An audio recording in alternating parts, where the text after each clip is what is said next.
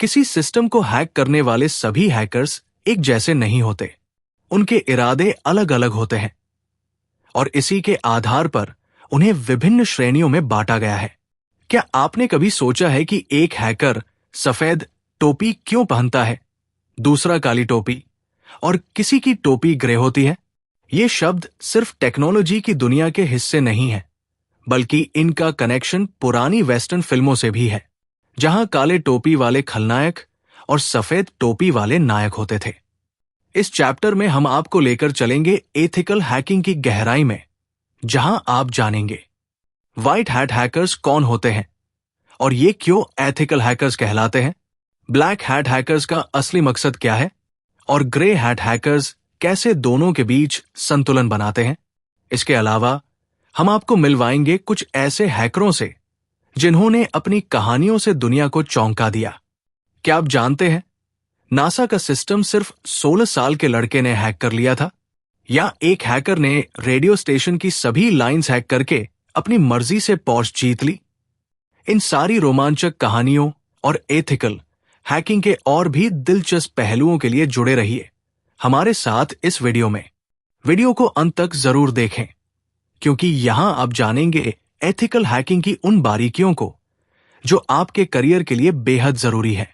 तो चलिए शुरू करते हैं चैप्टर 2। सबसे पहले ये जानते हैं कि सुरक्षा खतरा, सिक्योरिटी थ्रेट क्या है। दोस्तों, सिक्योरिटी थ्रेट वो जोखिम है जो कंप्यूटर सिस्टम और संगठन को नुकसान पहुंचा सकता है। ये जोखिम भौतिक, फिजिकल हो सकता है, जैसे कि किसी ने डेटा से भरे कंप्यूटर को चुरा लिया। ये जोखिम गैर भौतिक, नॉन फिजिकल भी हो सकता है, जैसे कि वायरस का हमला। इस ट्यूटोरियल में हम किसी खतरे को हैकर द्वारा किए गए संभावित हमले के रूप में परिभाषित करेंगे, जो कंप्यूटर सिस्टम तक अनऑथराइज्ड पहुंच प्राप्त करने की कोशिश कर सकता है। सिक्योरिटी थ्रेट 2 पार्ट्स में होता है। पहला है भौतिक खतरे, फिजिकल थ्रेट्स। ये भौतिक खतरे वे संभावित कारण हैं जो किसी घटना में कंप्यूटर सिस्टम को नुकसान पहुंचा सकते हैं या उन्हें नष्ट कर सकते हैं, जैसे आग लगना, इंफ्रास्ट्रक्चर या हार्डवेयर को नुकसान पहुंचाना। दूसरा है गैर भौतिक खतरे, नॉन फिजिकल थ्रेट्स। गैर भौतिक खतरे वे जोखिम हैं जो कंप्यूटर सिस्टम के डेटा, संचालन और गोपनीय जानकारी को नुकसान पहुंचा सकते हैं। इन खतरों को लॉजिकल खतरों, लॉजिकल थ्रेट्स के नाम से भी जाना जाता है, जैसे वायरस, ट्रोजन और वर्म्स। अब जानते हैं हैकर्स के बारे में कंप्लीट इंफॉर्मेशन। हैकर्स को उनके इरादे और उनके काम करने के तरीके के आधार पर विभिन्न श्रेणियों में बांटा गया है। ये सभी श्रेणियां टेक्नोलॉजी और सुरक्षा के क्षेत्र में महत्वपूर्ण भूमिका निभाती है। पहला है व्हाइट हैट हैकर्स, सफेद टोपी वाले हैकर्स। इन्हें एथिकल हैकर्स भी कहा जाता है। ये सिस्टम को नुकसान पहुंचाने के बजाय उसमें सुरक्षा कमजोरियों का पता लगाते हैं। इनका मुख्य काम पेनिट्रेशन टेस्टिंग और वल्नरेबिलिटी असेसमेंट करना होता है। एथिकल हैकिंग एक वैध और उच्च मांग वाली नौकरी है, जिसे बड़ी आईटी कंपनियां अपने सिस्टम की सुरक्षा के लिए इस्तेमाल करती है। दूसरा है ब्लैक हैट हैकर्स, काली टोपी वाले हैकर्स। इन्हें क्रैकर्स भी कहते हैं। इनका उद्देश्य बिना अनुमति के सिस्टम में घुसपैठ करके डेटा चुराना, सिस्टम को नुकसान पहुंचाना और नेटवर्क को बाधित करना होता है। तीसरा है ब्लैक हैट हैकिंग हमेशा अवैध होता है। इनकी गतिविधियां जैसे कॉर्पोरेट डेटा चुराना, प्राइवेसी का उल्लंघन और सिस्टम को नुकसान पहुंचाना साइबर अपराध में आती है। चौथा है ग्रे हैट हैकर्स, ग्रे टोपी वाले हैकर्स। ये व्हाइट और ब्लैक हैट हैकर्स का मिश्रण होते हैं। ये बिना किसी गलत इरादे के सिस्टम में कमजोरियों का पता लगाते हैं, लेकिन अक्सर बिना अनुमति के ऐसा करते हैं। इनका उद्देश्य सिस्टम के मालिक को उसकी कमजोरी बताना और उनकी सराहना या इनाम प्राप्त करना होता है। अब जानते हैं मलिशियस हैकर्स के बारे में। पहला है रेड हैट हैकर्स। ये हैकर्स उच्च सुरक्षा एजेंसियों और सरकार से जुड़ी संवेदनशील जानकारी को हैक करने में माहिर होते हैं। इनका लक्ष्य आमतौर पर सरकारी संस्थाएं और टॉप सीक्रेट डेटा होता है। दूसरा है ब्लू हैट हैकर्स। ये किसी सिस्टम को लॉन्च से पहले टेस्ट करने के लिए हायर किए जाते हैं। इनका काम सिस्टम की कमजोरियों को खोजकर उन्हें ठीक करना है। माइक्रोसॉफ्ट भी अपने ब्लू हैट इवेंट्स के लिए इनका इस्तेमाल करता है। तीसरा है एलीट हैकर्स। ये सबसे कुशल हैकर्स होते हैं। इनकी पहचान नए और अनोखे तरीकों से सिस्टम को हैक करने में होती है।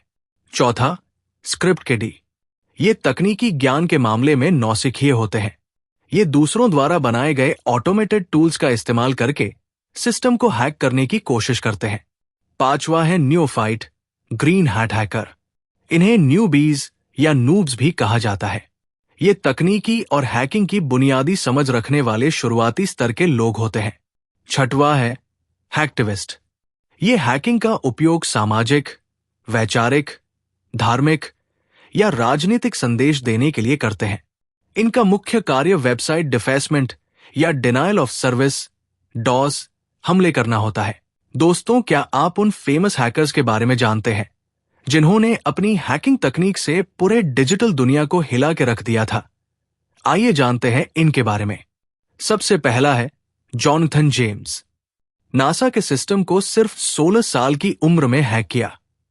अंतर्राष्ट्रीय स्पेस स्टेशन का सोर्स कोड और संवेदनशील डेटा चुरा लिया।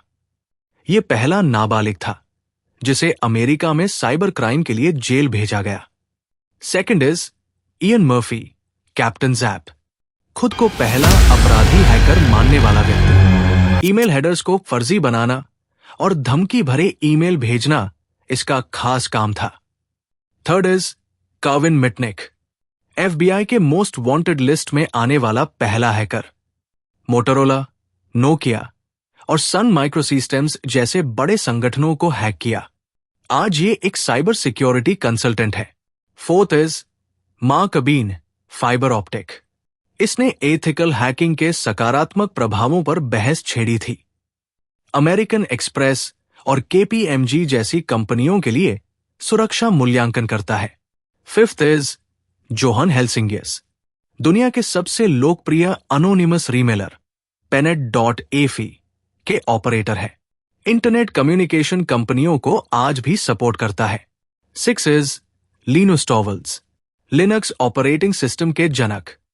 लिनक्स के ओपन सोर्स प्रोजेक्ट के माध्यम से दुनिया को एक शक्तिशाली प्लेटफॉर्म दिया। Seventh is Robert Morris, internet पर पहला computer worm Morris worm release करने वाला व्यक्ति। अभी मिट में प्रोफेसर के रूप में अपनी सेवाएं दे रहा है। एट इज गैरी मक्किनो, अमेरिकी सेना और नासा के नेटवर्क में घुसपैठ की। उसका उद्देश्य यूएफओज और गुप्त तकनीकों के सबूत ढूंढना था। Ninth is Kevin Poulsen, Dark Dante, Los Angeles के रेडियो स्टेशन की सभी लाइंस हैक कर पॉश जीतने वाला हैकर। एफबीआई के कंप्यूटर सिस्टम को हैक करने के लिए 5 साल जेल में रहा। 10th इज एड्रियन लामो, जिसे द होमलेस हैकर भी कहते हैं। इसने न्यूयॉर्क टाइम्स, माइक्रोसॉफ्ट और याहू जैसी कंपनियों को हैक करने के लिए वेसल ब्लोअर चेल्सी मैनिंग की जानकारी अमेरिकी सरकार को दी। इस अध्याय में हमने हैकर्स के विभिन्न प्रकार और उनकी रोचक कहानियों को जाना। यह न केवल एथिकल हैकिंग को समझने में मदद करता है, बल्कि यह भी दिखाता है कि किस तरह से टेक्नोलॉजी को सकारात्मक और नकारात्मक रूप में इस्तेमाल किया जा सकता है। तो दोस्तों, एथिकल हैकिंग के अगले चैप्टर में हम और गहराई में जाएंगे। अगर आपको यह जानकारी पसंद आई हो तो वीडियो को लाइक और चैनल को सब्सक्राइब जरूर करें।